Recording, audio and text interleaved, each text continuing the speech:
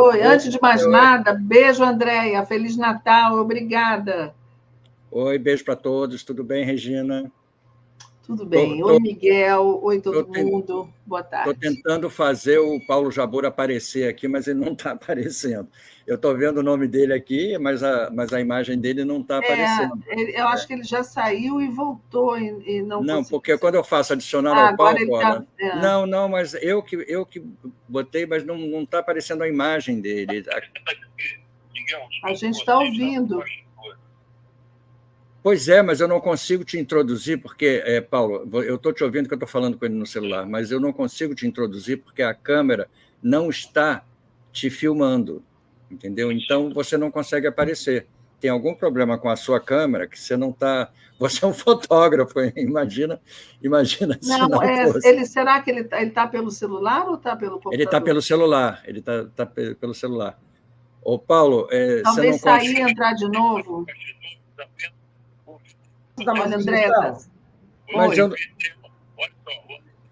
Fala, Andréia. Ele reiniciar o celular. Reiniciar o celular. Eu sei disso, Paulo, mas eu não consigo ver a sua imagem, então não posso te adicionar porque eu não estou vendo a sua imagem. Miguel, a Andréia está sugerindo ele sair e reiniciar o celular. Reiniciar o celular, exatamente. Então, sai, a gente vai conversando aqui, você reinicia o celular e tenta entrar. Isso. Valeu. É isso aí. É uma dificuldade, porque os nossos convidados acontece muito isso, entendeu? Eles não têm essa facilidade, essa expertise, né? Essa prática, né, que nós temos de entrar toda hora. E o StreamYard é um programa fácil, porque ele não precisa você instalar nada, é só você clicar e ele te introduz, entendeu? Mas vou aproveitar, então, enquanto ele tenta entrar, mas ele não saiu, porque continua a imagem dele aqui. Manda uma mensagem, diz que ele tem que sair e reiniciar. Porque, às vezes, pois é, ele não está saindo. Não. Porque mas, o meu celular, às vezes, dá uns problemas, e aí eu fico louca, então, aí eu lembro de reiniciar e aí acerta tudo. Agora ele saiu. O Paulo Jabbour, deixa eu falar sobre o Paulo Jabbour antes. Assim. O Paulo Jabbour é um fotógrafo que eu conheço há muitos anos. Curiosamente, ele foi um fotógrafo de eventos durante muito tempo. A gente se encontrava em todos os eventos do Rio de Janeiro. E ele tem um histórico de militância contra a ditadura também. Ele foi preso, ele foi um dos anistiados, um dos grevistas de fome, daquela famosa greve de fome que teve aqui no presídio da Frecaneca, no Rio de Janeiro. Ele foi visitar, eles ficaram 32 dias em greve de fome, foram visitados pelo Darcy Ribeiro. Agora ele apareceu, Então, eu vou terminar aqui, ele completa esse histórico dele. Fala, Paulo, você apareceu, eu vou te introduzir. Tá bom. Aí, Paulo, tudo bem? Tudo bem, Regina? Tudo bem? Tudo bom, e você? Agora eu pude te introduzir porque a sua imagem está aqui linda, maravilhosa, super nítida. Parece ser demagogo. Acho que você teve que reiniciar, né? Às vezes acontece. Reiniciou, o celular funcionou.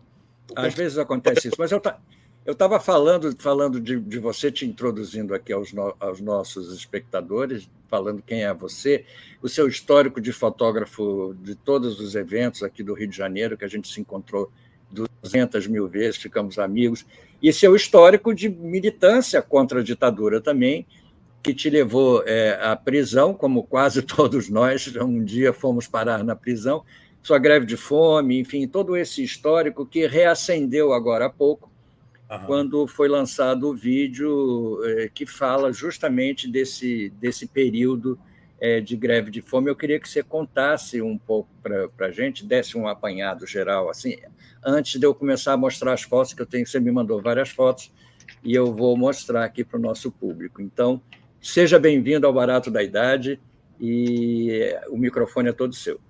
Obrigado. Bem-vindo, Paulo.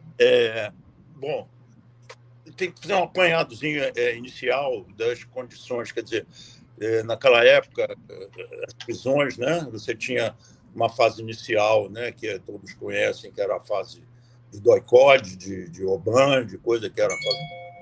Coisa, posteriormente, com era nos casos em que eram reconhecidas as prisões e a gente era enviado para um outro nível de presídio, né, de penitenciária, a vida se normalizava, digamos assim, de certa forma, né? Mas isso variou muito durante um tempo, né? Você teve, até 74, uma forma que, por exemplo, aqui no Rio, era basicamente, tinha um grupo na Ilha Grande que tinha ido para lá em função de uma fuga que tinha havido na Lemos de Brito, que antigamente era tudo junto, na Lemos de Brito, presos políticos e presos. E como houve uma fuga lá, capitaneada pelos presos políticos, eles resolveram parar e botar a gente numa galeria separada eu digo a gente, mas eu não estava lá ainda, evidentemente. Aí, bom, esse período, até 74, não existia. Você ficou preso quanto tempo, Paulo? Você ficou preso quanto tempo? De que ano? 4 meses. 7 anos e 3 meses. 7 anos e 6 meses? 3 meses. Nossa. Muito tempo. E aí, nesse período aí, 70, 71, 72, existia um grupo na Ilha Grande já, colocado lá, e quem estava sendo preso, até que as sentenças transitassem em julgado, era mantido em quartéis aqui no Rio. Eu fiquei, por exemplo, 2 anos em quartel no Batalhão de Guardas, que era ali em São Cristóvão, na época, onde hoje é um quartel da Guarda Municipal, e isso durou, quer dizer, até 74. Em 74, com a posse do Geisel, né, houve uma mudança nessa coisa. Existia um desgaste muito grande deles no exterior, com denúncia de tortura, e o fato das pessoas estarem em quartéis do Exército ligava diretamente a questão da tortura ao Exército. De forma que eles quiseram mudar isso e fizeram um primeiro movimento, que foi recolher todo isso, foi em julho de 74, quer dizer, 3 meses depois da posse do Geisel. Eles pegaram todos os presos de quartéis aqui do Rio e levaram para a Fortaleza de Santa Cruz. Desculpa. E aí nós ficamos lá durante 6 meses. Havia 2 grandes celas, que era a chamada Toca dos Ratos, que eram uns negócios cavados na rocha, na verdade, onde corria água no fundo. Nessa fortaleza foi onde teve preso o Juarez Távora. Parece a prisão do Braga Neto atualmente, né? Não, a dele ele está em uma sala com ar refrigerado. Nossa, que maravilha! E fora do Exército, não, porque nesse presídio existiam umas casas para oficiais que talvez tivessem essas condições. Eu não cheguei a conhecê-las. Sim, claro. Então, bom, aí chegou... Isso eu vou ter que dar fazer uma elipse da história aí, porque é todo um processo que tem lá na Fortaleza de Santa Cruz, onde a gente ficou, que é um processo específico, que não vem ao caso aqui agora. Eu sei que no começo de 75, eles resolveram, depois de uma greve de fome também que a gente fez lá na Fortaleza, e centralizar todo mundo, todos os presos políticos, na Ilha Grande novamente. Então, no primeiro semestre de 75, todos nós estávamos de novo na Ilha Grande. Não existia praticamente mais coisa. Um aspecto que eu quero chamar a atenção é que as nossas condições carcerárias caminharam sempre muito de acordo com a realidade política aqui de fora, né? Quanto mais a ditadura foi sendo contestada aqui fora, obviamente que alargava o nosso espaço de negociação lá dentro. A gente conseguia... Isso é interessante. Coisas, né? Lá dentro, coisa e tal. Então, até 75, apesar de que, obviamente, a partir de 75, as nossas condições carcerárias começaram a melhorar significativamente em função da nossa luta, em função dos fundação de comitês de anistia aqui fora, em função de toda uma contestação, embora isso não tenha impedido os massacres da Lapa Norte que aconteceram, né, já em 75, Vladimir Herzog, Manuel Filho, Foi. 75. Mas, para contar essa história da greve de fome, eu fiz esse pequeno preâmbulo, e aí, então, a gente, quando chega, está todo mundo reunido na Ilha Grande, e havia mudança, e houve uma questão que foi chave nessa coisa, que foi a fusão do Estado do Rio com a Guanabara. Então, nós que estávamos, na verdade, no Estado do Rio, e como ia haver a junção, estávamos todos em unificar o DESIP, o que foi uma facilidade para nós. Então, foi feita uma greve de fome que durou 17 dias, a gente reivindicando a descer para o Rio. sair da Ilha Grande e vir para o Rio. A gente ganhou essa greve, ganhou o direito de vir para o Rio, só que foi um processo longo, em função de que não tinha um lugar para nos abrigar aqui. Então, teve que ser feita uma obra na Frecaneca, que durou mais ou menos uns 6 meses, essa obra. E a gente, obviamente, queria descer. Então, de imediato, a gente desceu para Bangu, um galpão que tinha em Bangu, e depois a gente foi paulatinamente sendo transferido para Frecaneca. Isso que aí foi o lugar final, onde vocês ficaram até a sua libertação, né? Exatamente. Tudo isso respondia a uma visão nossa, exatamente da saída da Ilha Grande, que vem ser coroada no final com a greve de fome da anistia, e era a forma de nos inserir, de alguma forma, de novo na luta política brasileira. A gente queria se aproximar, obviamente, do Rio, onde a gente poderia, e aí disso fez parte também a nossa luta pela ampliação das visitas, que antigamente, no começo, era só mulher e filho, né? Depois conseguimos parentes mais de segunda do grau, né? Digamos assim, e depois amigos também. Tudo isso fez parte... Paulo, eu fiquei sabendo hoje, antes de você entrar, na verdade, na última greve de fome, que você ficou especialista em greve de fome, né? Era a terceira, essa greve era a terceira já. Gente, eu fiz só umas 3 ou 4 grandes, que foram 2 de 17 dias, essa de 32, que a gente vai falar, mas teve gente que fez greves assim, relâmpagos em quartéis, inúmeras vezes, e eu não sei. Na verdade, o quartel que eu estava era um quartel meio de privilégio, digamos assim, né? A gente não tinha um assédio excessivo por parte do Exército nesse quartel que eu fiquei, que era o Batalhão de Guardas, né? Mas essa, você falou sobre a visitação. Essa visitação começou a ser assim intensa logo que vocês chegaram na Frecaneca, ou ela foi paulatinamente aumentando? Ela era inicialmente, quando eu nem estava lá ainda, de 21 em 21 dias, você pode imaginar isso. E era um calvário para as famílias, porque você tinha que sair daqui, alugar um ônibus, ir numa estrada de terra, que a Rio Santos era de terra na época, até Mangaratiba, entrar numa barca alugada que as famílias pagavam para atravessar para a Ilha Grande, descia no Abraão, pegava um caminhão que era adaptado como coisa e passar por cima da Ilha Grande para parar em 2 rios, que é do lado externo, do lado marítimo, digamos assim, aberto para o oceano da Ilha Grande. Então, era um calvário para as coisas. Posteriormente, essa visita passou-se de 15 dias. E se para nós era melhor para a família, era ainda mais terrível ir de 15 dias naquele dia. Então, quando a gente veio... Oi. Fala, Regina. Não, depois você conclui aí o que você ia falar, mas eu fiquei pensando aqui, você ficou 7 anos.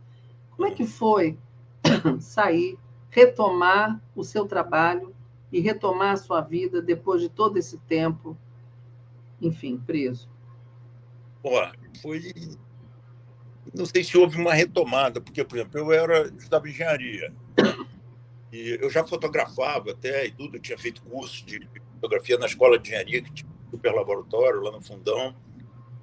Então, quando eu saí de lá, eu já tinha um filho, né? Quando eu saí da prisão, já tinha de 1 ano e meio, eu saí, de forma que eu tinha que trabalhar. Claro que é viável trabalhar e estudar do mesmo jeito, mas eu já tinha alguns oferecimentos de trabalho, que eu comecei a trabalhar inicialmente com cinema, basicamente, fazendo estilo de cinema, alguma coisa de câmera também de cinema. Então, a minha retomada de vida profissional, pelo menos, já foi para outra coisa, embora o coordenador do meu curso de engenharia tenha mandado vários recados para mim, através da minha família, para que eu retornasse lá ao Fundão, que ele garantiria que ele conseguia fazer uma adaptação comigo, para que eu pudesse terminar 8 anos depois, 9 anos depois. É muito tempo, eu não imaginava que fosse tanto tempo, Paulo. Você ficou preso muito tempo. Então, e foi, quer dizer, a gente encontrou o outro Brasil, né? Tinha uma ponte de Niterói que a gente nunca tinha. Pois é. Tinha uma opção de coisa, era outro Brasil, mas foi uma coisa realmente tão de desrepressão sua, né? Quando você sai da cadeia, a primeira coisa que eu fui foi querer ver o mar, né? Apesar de que eu tento Estava no mar, né? Ficou preso na Ilha Grande, né? Não, na Ilha Grande a gente via muito pouco do mar, era muito pouco, mas Mas na Fortaleza Santa Cruz a gente via a Bahia melhor, que o nosso pátio era em frente para a Bahia e coisa e tal. Mas, de qualquer maneira, era outra situação. E a outra coisa que eu fiz imediatamente foi andar 100 metros em linha reta e voltar, que era uma coisa que você nunca consegue fazer. Você, às vezes, até anda 100 metros em linha reta. Quando eu, por exemplo, ia nas auditorias de Marinha, você descia ali naquela entrada do arsenal, né? E caminhava uns 100 metros em linha reta, escoltado, algemado, para a auditoria. Mas você não podia voltar se você quisesse, né? Então, uma das coisas que eu fiz também foi ir para a praia e caminhar no calçadão de Ipanema, ir de volta 100 metros para... Paulo, eu vi, depois a gente vai ver pelas fotos, que você foi preso junto com várias pessoas importantes, o Nelson Rodrigues Filho, o poeta, aquele poeta que morreu, como é o nome dele, o Polari, o Alex Polari, essa gente... Você... Hã? Ele não morreu? Não faça isso, não mate ele, não. Eu achei que ele tinha morrido, o Alex Polari. Tudo que eu Desculpa. Ele 8 meses atrás, a gente se encontrou depois de 40 anos. Eu achei que ele tinha morrido, mas, enfim, acontece isso. Mas vocês eram do mesmo grupo? Vocês foram presos pelo mesmo motivo? Você era estudante? O que você era? O Alex era da VPR e eu era do MR8. Tá. Organizações diferentes. Eu era estudante, como eu já disse, eu já trabalhava já há 5 anos em empresa de engenharia, né? E quando eu fiquei clandestino, eu vivi 1 ano e uns meses clandestino. Aí não, eu tive que abandonar tudo e viver clandestino, né? Sim. Mas então eu era estudante e não tive nenhuma participação assim organizada, digamos assim, como no movimento estudantil. Quando era praxe, né? Quase todo mundo da esquerda armada foi quadro, né? De MF, foi de DTE, foi de daquilo. Eu nunca fui. Eu ia às passeatas de 68 como massa. Aliás, eu ia quando eu podia, porque eu trabalhava, como eu disse, eu trabalhava também, né? Então eu saía do fundão de manhã e ia para a empresa que eu trabalhava, percorrer obra, coisa e tal, que era na Barra, por exemplo. Então, às vezes eu não podia ir à passeata. Então, eu participei do movimento estudantil como massa, exclusivamente, né? Sei. E me diz uma coisa, a famosa greve de fome em relação à anistia, eu queria que você explicasse o motivo.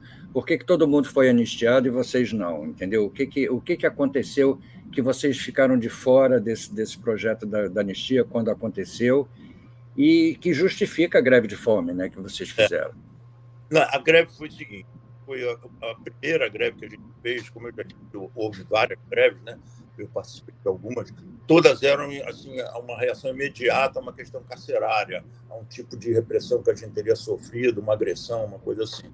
E a greve da anistia, não. A greve da anistia foi uma greve amplamente planejada, não reagiu, quer dizer, é uma contraposição ao projeto de anistia da ditadura, mas não foi uma reação imediata. A gente, quando o Figueiredo, no dia que o Figueiredo, acho que em março ainda, logo depois ele tomou posse no dia 15 de março, né? E foi logo depois, nos primeiros dias ele mandou para o Congresso o projeto de anistia dele.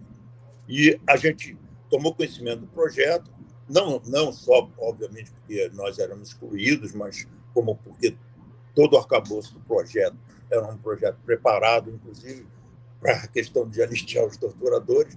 A gente se posicionou contra e começou a discutir o que a gente faria para se integrar nessa luta, que era uma luta nossa já de 2, 3 anos, e que finalmente a gente tinha uma palavra de ordem que tinha resposta da sociedade. Acho que a sociedade brasileira também estava lutando por isso, né? Ou pelo menos queria a ditadura. Então, nós começamos a planejar detalhadamente, resolvemos fazer uma greve e começamos a planejar detalhadamente quais seriam os instrumentos, como a gente articularia nacionalmente a greve, que ela foi feita em todos os Brasil, né?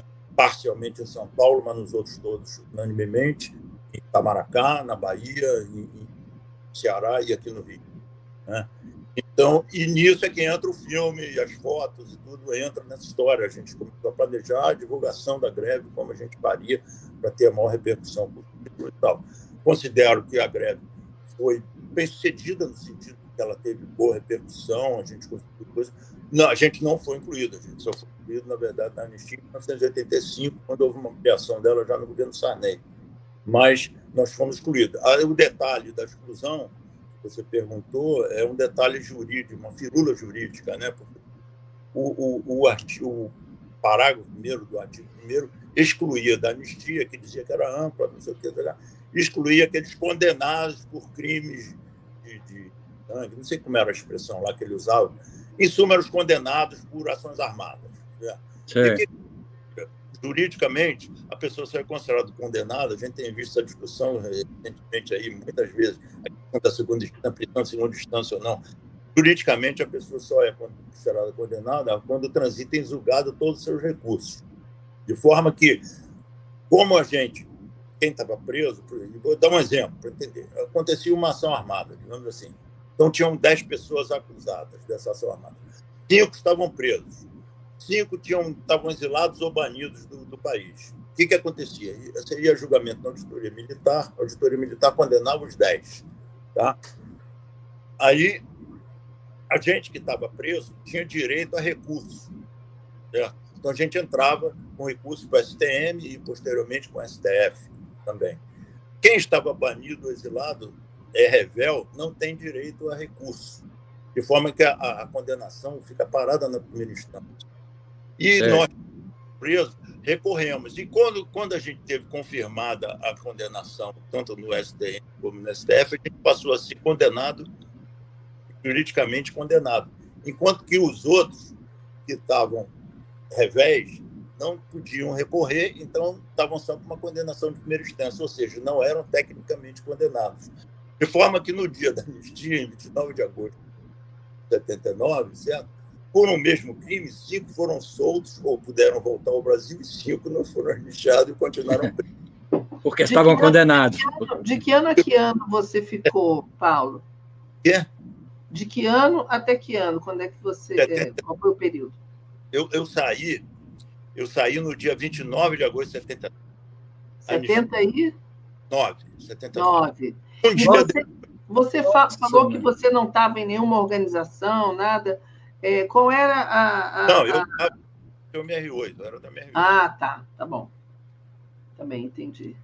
Eu vou começar a passar as fotos aqui, Paulo, porque é muito interessante, você tem uma documentação fantástica sobre isso, entendeu? E eu quero que você vá contando a história, a gente mostrando as fotos, você identificando... boa ideia.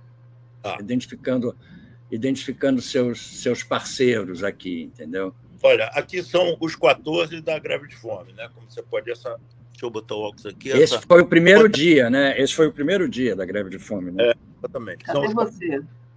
Eu estou aqui à direita. Eu sempre estou na ponta, porque eu botava a câmera no tripé, disparava correndo e corria para sentar. Então, você é esse que está de gola rolê branca aqui, né? Gola rolê branca na primeira fila. O Alex é a seguir de mim aí, segurando, é o primeiro em cima do cartaz. O Nelson Rodrigues, cadê o Nelsinho? O Nelsinho está aqui escondido aqui. Está escondido aqui. Ali atrás daquele de óculos. Está escondido atrás da barba e de outra ali. Ali. Então, essa aí foi do primeiro dia. A história, rapidamente, só para conceituar, que é a coisa interessante da história, como essa câmera estava no presídio, né? Então, em mais ou menos 76, meu companheiro de cela era o César Benjamin. Né? E ele, como ele era preso totalmente irregularmente, a repressão acabou concordando em soltá-lo com a condição que ele não tinha nenhuma condição, ele foi preso com 16 anos de idade.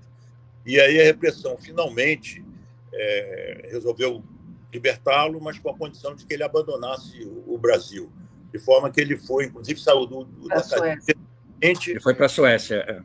Ele saiu da cadeia diretamente para a pista do aeroporto, entrar no avião, na escada do avião. Um camburão parou do avião para ele subir embora. E quando ele saiu, a gente combinou que ele, como eu tinha coisa já de fotografar, a gente combinou dele que ele batalharia lá na Europa um equipamento fotográfico, até para quando eu saísse eu tenho um equipamento para trabalhar e coisa e tal. Não, obviamente, pensando ainda na greve, que isso não estava em pauta ainda.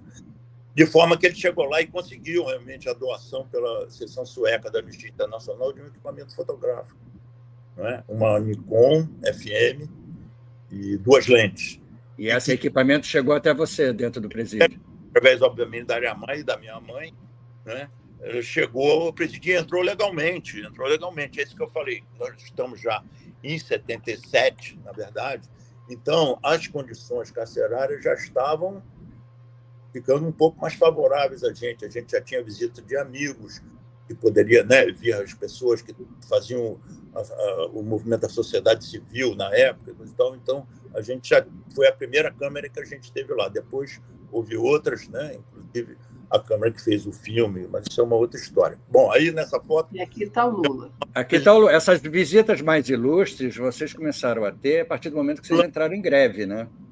Isso aí já foi durante a greve. Essa foto aí já é durante a greve também, porque tem algumas fotos, não sei se eu mandei alguma para você, talvez não. São anteriores à greve. Como eu já disse, eu já tinha equipamento lá e tinha um dia a dia da cadeia, o jogo de bola, não sei o que, lá.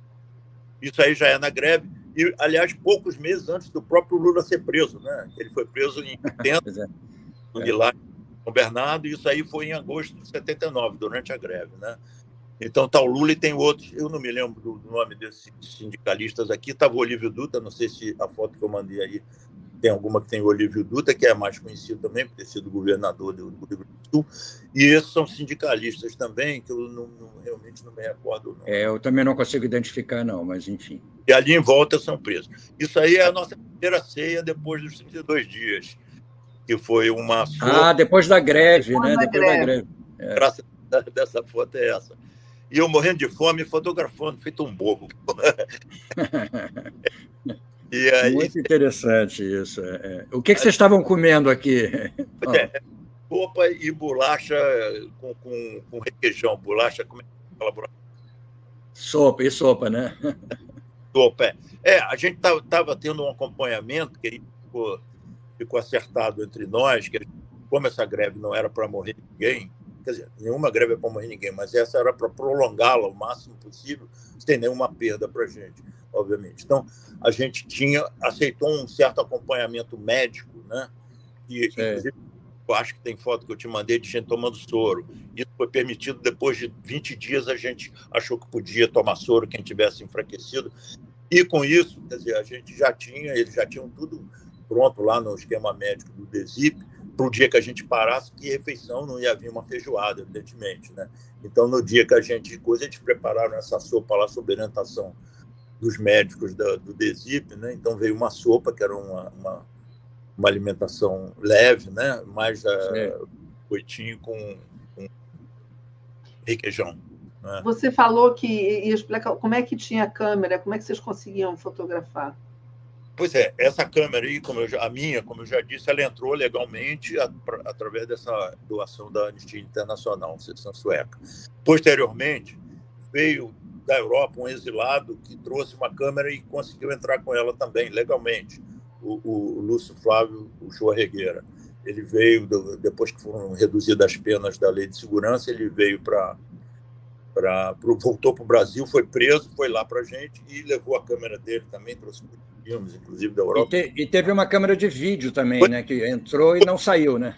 Teve duas câmeras de vídeo. Uma, que é uma Super 8, que eu realmente não me lembro como é que ela foi parar na cadeia. Entrou legalmente, tudo entrou legalmente, com negociação com o DESIP, certo? A gente reivindicando. E a câmera 16mm, que foi a que fez o filme da greve de fome, ela entrou com que a gente peticionou lá o DESIP sobre a justificativa de que a gente queria filmar o aniversário de 1 ano do filho do Alex, do Thiago. Sim. Ele ia fazer 1 ano em junho, e foi exatamente quando a gente fez o filme da greve. Né? Então, todas entraram legalmente. O nosso problema, na verdade, era a saída dos filmes. Tanto o filme... Você contou uma história, você botou dentro e misturou junto com coisas... Uma parte, obviamente, tinha que sair legalmente. A gente entregava para a repressão, não me lembro mais como é que era, a gente pagava, eles mandavam revelar e a gente pagava e, obviamente, eles pagavam e censuravam. Tanto que tem não sei se está aí também, tem umas fotos que eles obrigaram a gente a raspar os cadeados das fotos. Por que eu não sei, mas não cadeado. É para dizer que vocês não estavam presos, vocês estavam de férias. Parecia cadeado. E a maioria saiu ilegalmente dos filmes, né? De alguma maneira.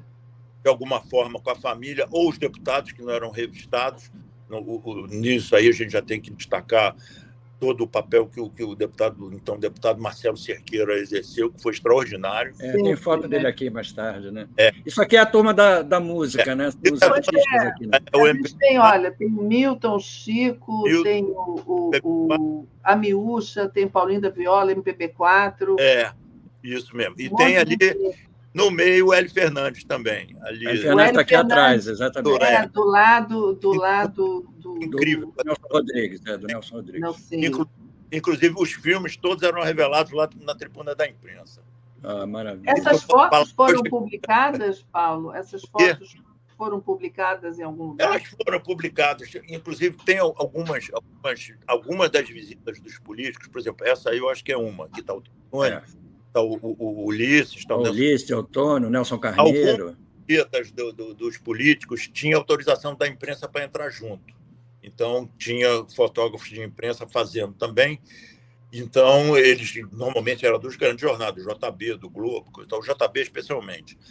E aí ele também então saía no jornal as fotos do fotógrafo do jornal. E as minhas iam para a tribuna e iam distribuídas para os órgãos que não tinham coisa. Então, essas fotos foram publicadas na época já, da própria greve, e depois, eventualmente, aqui e ali, até agora, uma exposição bacana que teve lá na PUC, isso a gente fala depois.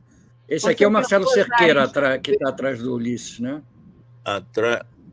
Marcelo Cerqueira. De bigode. Eu estou vendo muito, eu estou com dificuldade aqui, porque estou vendo muito pequenininho no telefone. Você está no celular. Você já pensou em escrever um livro e contar a sua experiência e publicar essas fotos? Olha, muita gente já me falou sobre isso. A gente já tem um número expressivo de livros assim, para narrar trajetórias dentro da esquerda armada. A gente já tem um número expressivo de livros de pessoas que, inclusive, foram, digamos, mais significativas do que eu, pessoas que tiveram direção de organização, que eu não estive, certo?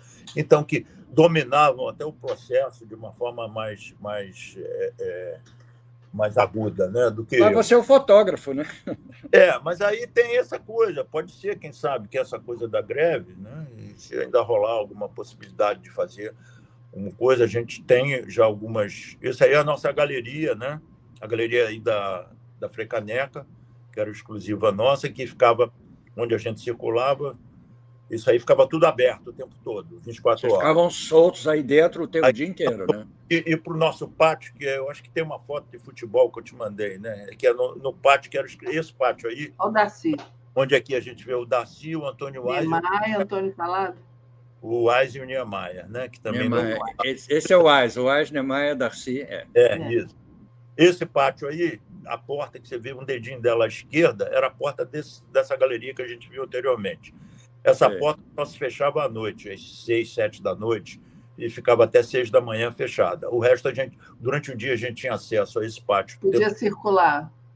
E a galeria, lá dentro, os cubículos não se trancavam. Era uma porta feita, uma porta de quarto, que a gente tinha, inclusive, a gente mesmo tinha a chave. Era uma fechadura tipo normal, de porta interna de residência. Eu, inclusive, trouxe a minha chave, né? Ela aí. Eu trouxe a minha chave, tenho até hoje ela guardada aí. Aí temos também eu acho que essa foto é na mesma ocasião daquela outra, que é o Ulisses, o Teutônio várias vezes lá com a gente. O Ulisses, eu acho que teve uma vez só. O Nelson Carneiro também, mas o Teutônio teve várias vezes, mais de uma, com certeza.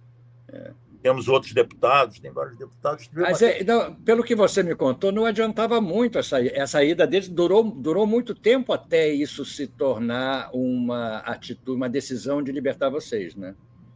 Não, durou, porque a maioria desses deputados que nos visitaram, obviamente que votaram pela ampliação da anistia. Ela foi derrotada por não sei quantos votos, não me lembro mais. Não faltou muito, não, para ser ampliado.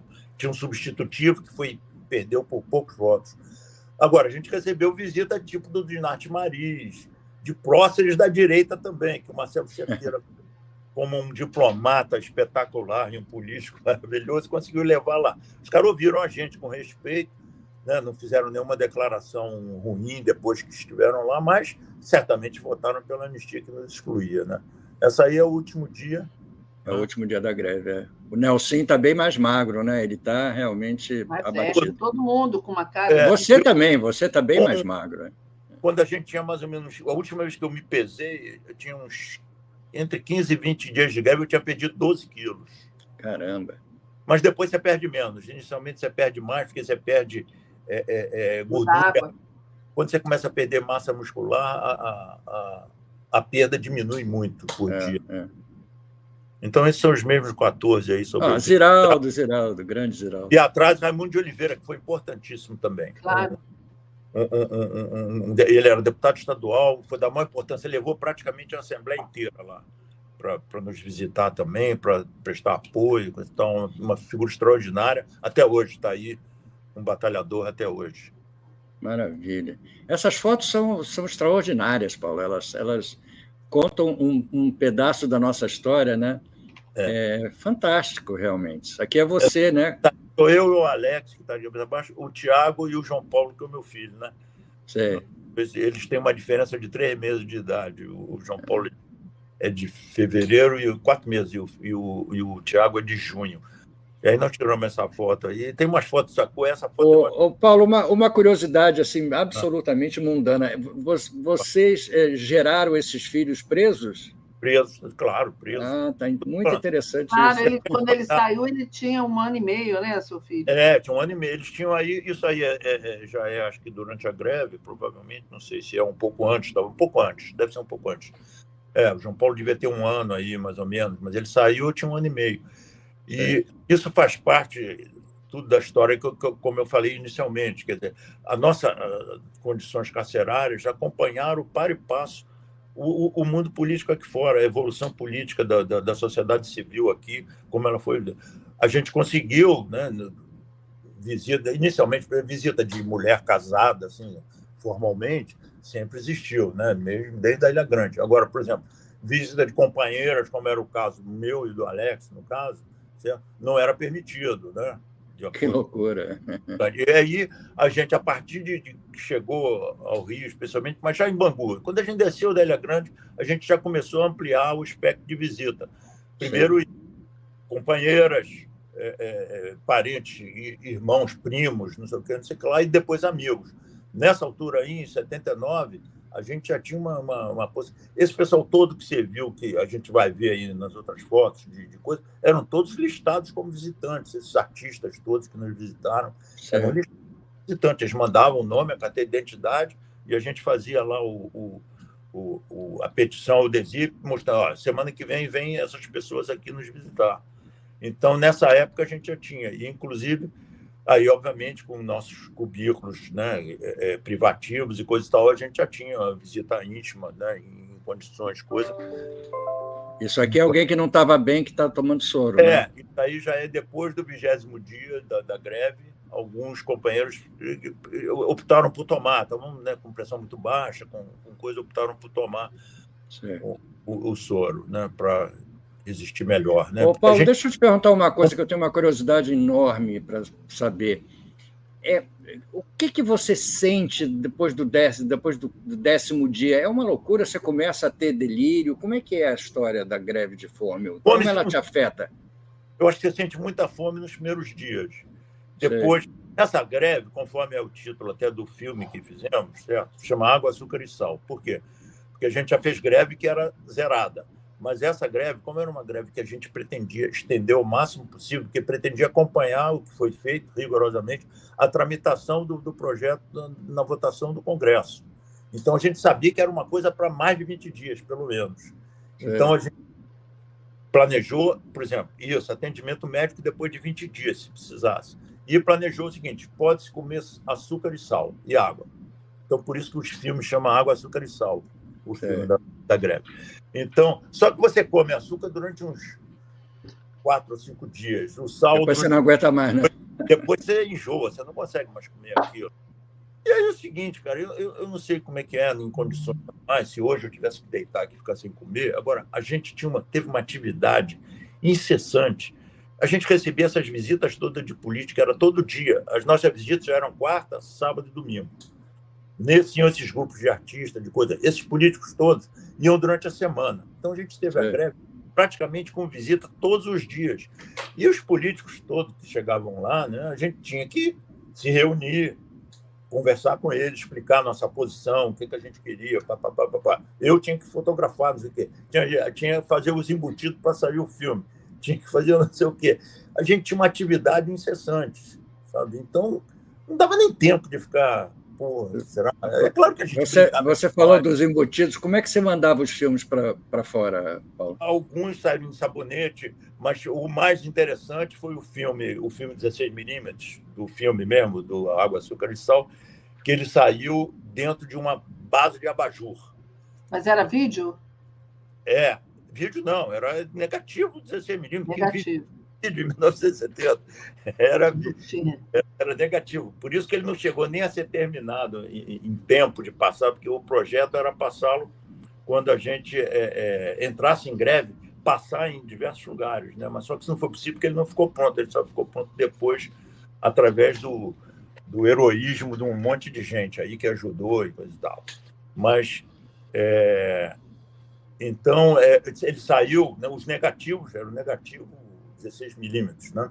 Ele saiu, foi feito por um companheiro que, inclusive, na época que foi usado, ele já não estava mais lá, ele tinha sido solto, o Zaqueu, que era um marceneiro assim, de mão cheia, ele fez um abajur que o pé eram círculos concêntricos e que iam reduzindo o diâmetro, exatamente da altura do filme 16mm e oco. Então, a gente foi colocando, eu tirava da câmera, no saco preto, que era uma coisa que hoje que eu acho que ninguém nem sabe mais o que era uma coisa que você botava o negativo para não pegar luz, né? E botava dentro dessas coisas, e foi fechado. Então, o filme, o Água, Açúcar e Sal, saiu num abajur. Numa vez só? Uma vez. Ele era um abajur com um pé alto, ele tinha assim, uma altura, digamos, de 20 centímetros, e em vários degraus, que eu cortei os filmes do tamanho de cada círculo, né? Que fazia parte do pé dele. Foram colocados ali e saíram. Os outros saíram de diversas formas, como eu já disse, muitos saíram com deputados, né? E alguns saíram pela repressão dos filmes mais... Mas você falou que mandava os negativos, e isso era revelado? Vocês revelavam os filmes? A gente não, né? Aí a gente tinha uma estrutura aqui fora das famílias, dos amigos que ajudavam. A pessoa que é a pessoa-chave do filme, por exemplo, é o Noilton Nunes, é um cineasta super conhecido, está aí na batalha até hoje, grande amigo, né? Que era o dono da câmera 16mm, que a gente conseguiu introduzir lá a respeito da questão do aniversário do filho do Alex. E o Noilton e muita gente, a Estela Valadão, Tereza de Surum, Silvinho Darim, essa gente toda ajudou, levou para conseguir que o dono do laboratório revelasse cobrando barato ou nem cobrando, conseguiu moviola para montar, conseguiu um montador que vá lá e monte aquilo. O pessoal foi uma batalha. Mas isso, o custo disso foi, como era tudo feito, terminou que o filme não ficou pronto em tempo, né? Do término da greve. Mas ele está aí para a história. O Christian, aqui, o nosso ouvinte, está perguntando se dá para ver o filme. E dá para ver, ele está no YouTube, né? Está no YouTube? Procura num site chamado Contra Arquivos, que é o grupo da PUC que fez essa exposição recente relativa à greve de fome, certo? E está no coisa deles. Eles foram ótimos. Esse filme, ele tá, os originais dele, os negativos originais negativos, existe até negativos, são imagens, estão doados para o Museu Nacional, a gente doou para o Museu Histórico Nacional, Museu Nacional, para o Arquivo Nacional, digo, em 2009, quando fez 30 anos da anistia, a gente doou. Ele está lá, eu não sei em que condições estava, eu entreguei ele em condições regulares, porque eu guardei pessoalmente ele durante 30 anos, em condições que eu cuidava, mas que não são as ideais de uma cinemateca. Eu encontrei aqui no YouTube, vou botar o link aqui no chat. Porque se você digitar açúcar, sal e água, parece que vai chegar lá, né? Foi isso que eu fiz. Está aqui o link. Está aqui, já botou. Contra arquivo, né? Não é isso? Aí você acha em práticas do contrativo, mas se você puser só água, açúcar e sal, 1979, aí o filme já vem. Então, o link já está aí. Ótimo. Deixa eu pegar aqui o carregador do telefone.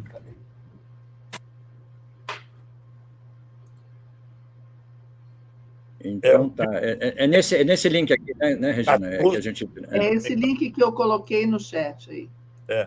Esse filme tem 14 milímetros, 14 minutos, mais ou menos, eu acho. Vi o filme, é muito interessante você ver as imagens. É aí que tem essas imagens jogando futebol, tem a imagem do...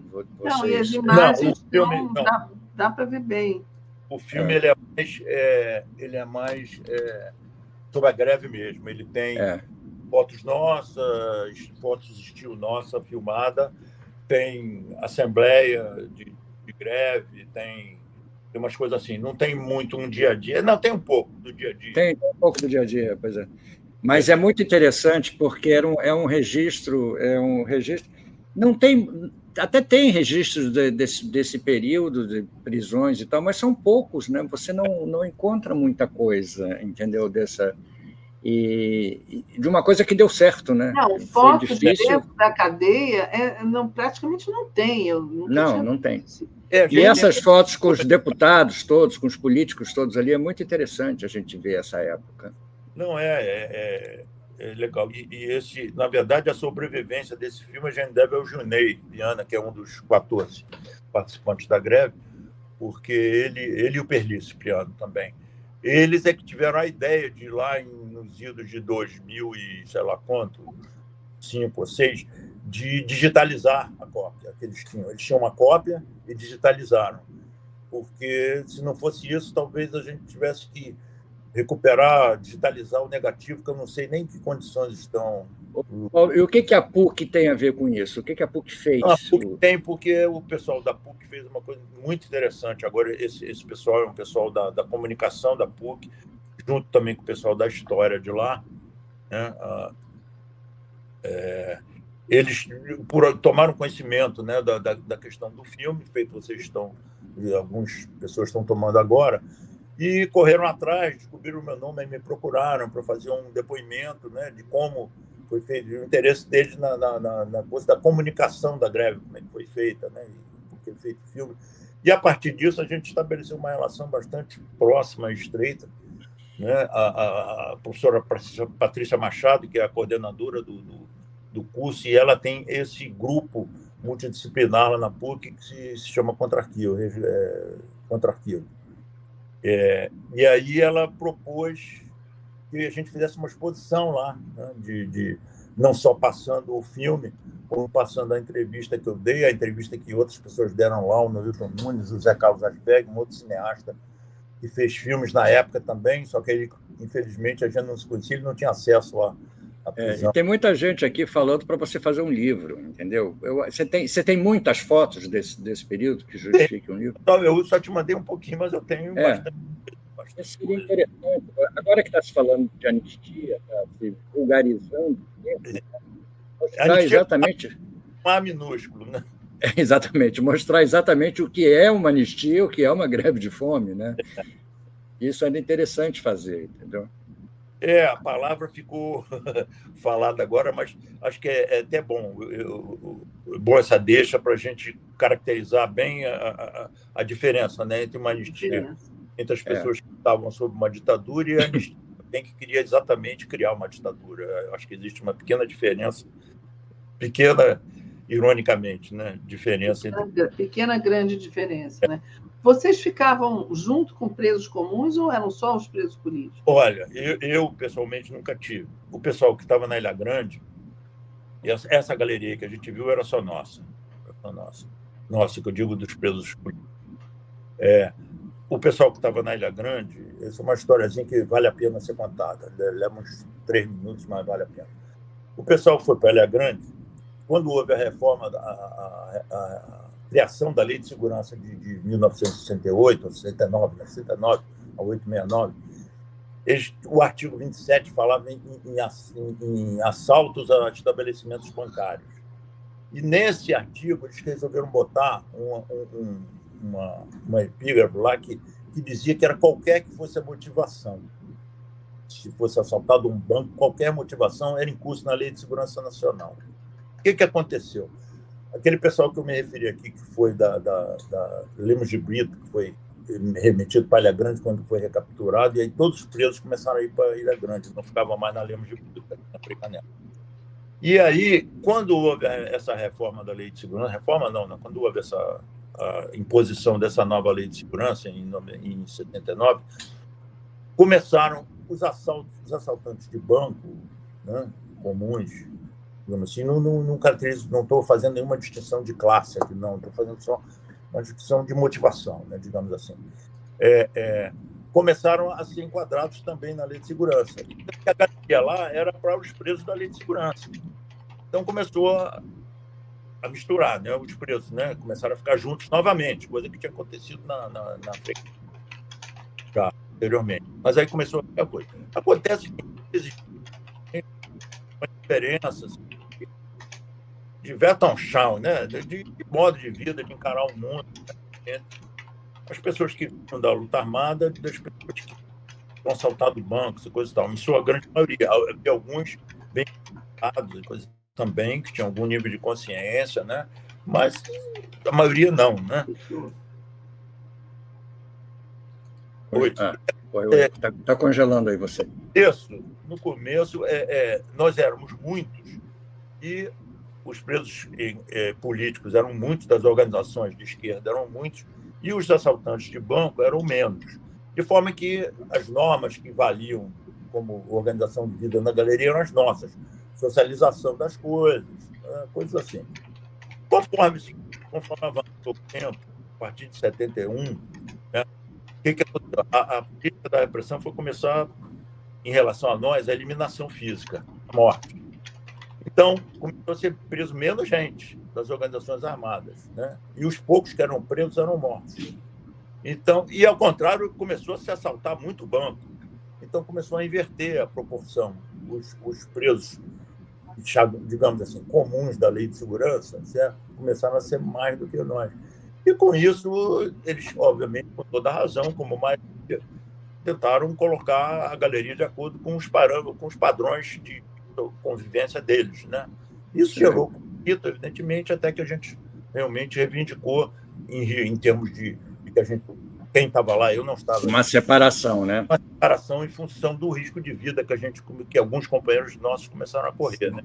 Isso, depois de algum tempo, a gente acabou acontecendo essa separação. Então, a gente ficou com uma galeria lá na Ilha Grande, que era imensa, né? Mas dividida por uma parede da parte dos presos comuns da Lei de Segurança e a nossa. Paulo, nós estamos chegando ao fim aqui do nosso horário. Eu queria só te perguntar uma coisa. O que você está fazendo hoje? Qual é a sua atividade hoje? Você está fazendo alguma coisa ligada à fotografia ainda ou está cuidando só da memória? Olha, eu estou basicamente cuidando do meu arquivo, sabe? E essa coisa da fotografia, a vida te leva, né, muitas vezes pelo caminho. A gente vive numa sociedade de mercado, né? O mercado olha, na verdade. Então, nunca foi a minha pretensão, por exemplo, trabalhar tanto com evento, com coisa, mas o mercado vai te escolhendo e você vai indo, né? E você fica com isso. Aí é o seguinte, aconteceu, veio a pandemia e coisa e tal, eu parei de trabalhar por razões óbvias, né? Não tinha trabalho. E quando voltou, eu comecei a ser chamado e eu comecei realmente a achar que estava na hora de dar uma parada nisso. Então, eu tenho trabalhado muito ligado à fotografia, mas tenho revirado o meu arquivo. Até essa coisa toda das fotografias, da exposição, veio um pouco em função disso também. E é bom que justifica que o pessoal está pedindo que você realmente transforme isso em livro, entendeu? Alguma coisa que é uma história muito legal. Eu estou também mexendo na parte de eventos que eu fiz, que a maior parte da minha vida profissional foi isso, porque, ao contrário do que parece, quer dizer, que eu recebi o rótulo de fotógrafo de coluna social, quando as colunas propriamente nem eram mais sociais, na verdade, eram colunas informativas.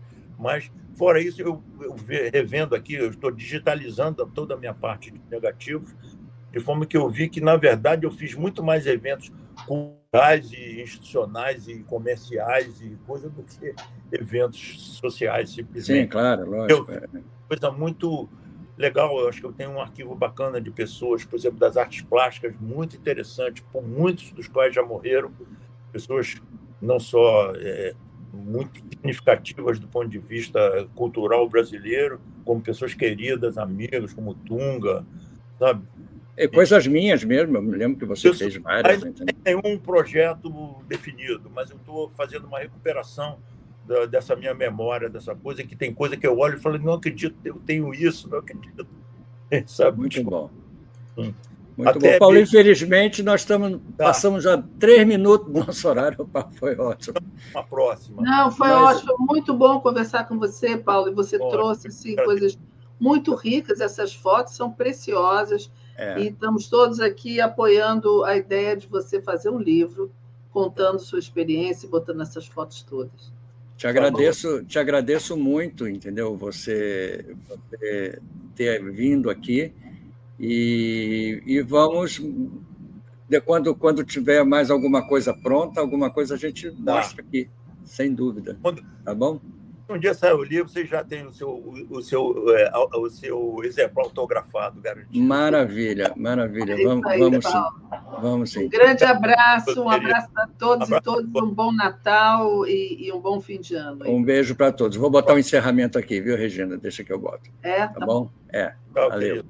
Beijo, gente. Tchau, tchau. Valeu. Tchau, tchau.